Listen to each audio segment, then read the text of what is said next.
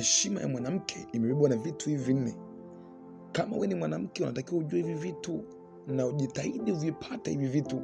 Ukivipoteza hivi vitu vinne, heshima yako lazima ishuke. Ajalishi utakuwa na elimu kiasi gani, ajalishi utakuwa umezaliwa kwenye familia kubwa ya heshima kiasi gani, but if you don't have that things that God teach me, kama una hivi vitu vinne ambavyo Mungu amenifundisha mimi kwa ajili ya kufundisha. Mungu mimi ameniita kwa ajili ya wamama, wanawake, indeed. Ameniita kwa ajili ya hivyo. Kwa naelewa kile nafundisha. Kitu cha kwanza ambacho Mungu amenifundisha na amenituma kufundisha, ambacho kitakupa heshima mwanamke. Ukipoteza hichi kitu, heshima yako lazima ipotee. Kitu cha kwanza ni uwezo wako wa kuamka. Yaani mwanamke, ukishindwa, ukiwa hauna uwezo wa kuamka mapema, uwezo wako kuamka unaposikia taarifa njema. Yaani asubuhi unakuta saa 4 imefika, mwanamke umelala kitandani, eti unataka kuwa mtu wa mnafani. Unasema mimi mke wa mtu, au unataka kuja kuwa mama wa mtu, unataka kuja kuwa mke wa mtu, mpaka saa 4 hujaamka. Wenzako washaamka, wamevaa vipensi, wapo Kariakoo wanawake wenzio. Wengine wapo sokoni, wapo wengine shambani shanda majembe yao. Wewe bado umelala. Let me tell you truth. Acha nikwambie ukweli, huwezi pata mume yote. Mume yote hata ukipata akuoe, hata kuacha tu, kwa sababu umefeli. Na hii ipo biblical. Kitabu cha Misali sura 31 mstari wa 15, Biblia inasema tena huamka kabla haujaisha usiku. Yaani maana yake kigizagiza, mwanamke mwenye akili, mwanamke ambaye anataka kupata heshima. Yaani hii sio tu kwa ajili ya kuonekana kwamba ni mchapakazi. Hii ni kwa ajili ya kupata heshima. That is a nature. Kama hutoweza kuamka mapema, nature kujitengenezea mfumo wa kuamka mapema, ni kuhakikishia mwanamke hata upigiwe simu ya kupokea fedha, hutoamka asubuhi. Utachukulia kawaida, na hata kama ukiamka siku ya kwanza, siku ya pili hutoamka, sababu utakuwa umelizika na zile fedha ambazo uko nazo. Kwa kitu cha kwanza ambacho unatakiwa uzingatie kama mwanamke shujaa, the superwoman, strong woman, unatakiwa ujifunze kuamka, kuchukua hatua kwenye yale mambo ambayo unapewa taarifa wenzako na shughuli. Amka na wewe mapema, usikae tu nyumbani kwako jioni nzima. Amka na kajoin na wenzio kwenye shughuli. Umepewa tenda fulani, amka kashughulike na ile tenda wenzio wakupa. Kwa heshima ya kwanza ya mwanamke ni uwezo wake wa kuamka.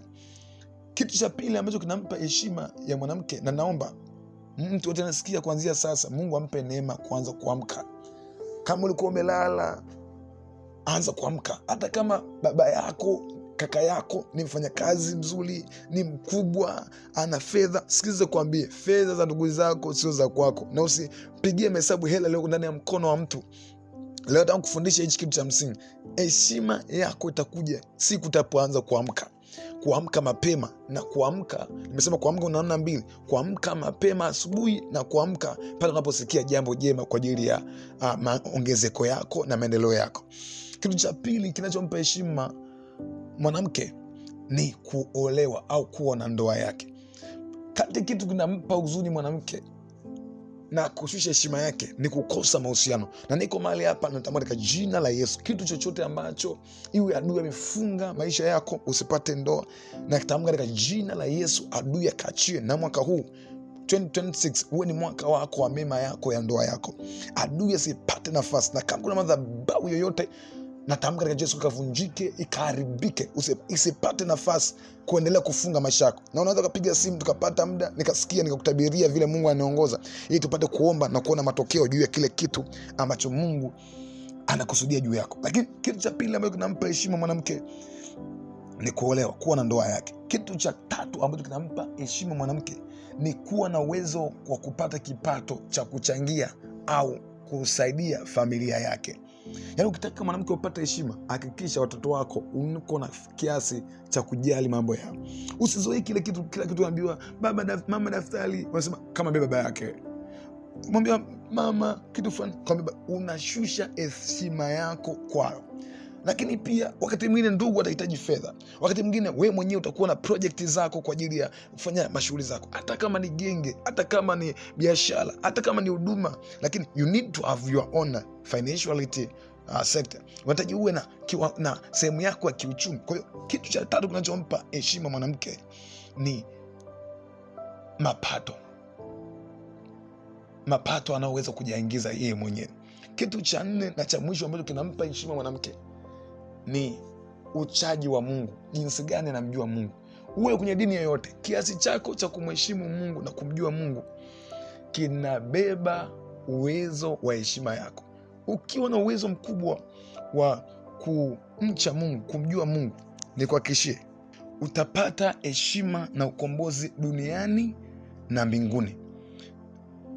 Nataka ni Mungu akubariki, akuongeze, akupe neema ya kuweza kumcha yeye kwa ukubwa, akupe neema ya kumjua yeye kwa ukubwa, ili uweze kuishi kwa amani na upate heshima. Ni maombi yangu kwa Mungu, kila mwanamke anaenda kujifunza kwenye mafundisho yangu aanze kupata heshima mahali popote alipo, iwe ni kazini, iwe ni shuleni, iwe bado uko shuleni form 4 O level, uwe ni open school, uwe kwenye biashara, gengeni. Mungu akusaidie kupata heshima, lakini zingatia mambo manne na atakupa heshima. Pokea nguvu ya kupata heshima. Heshima yote iliyopotea natamkia irudi kwa jina la Yesu Kristo.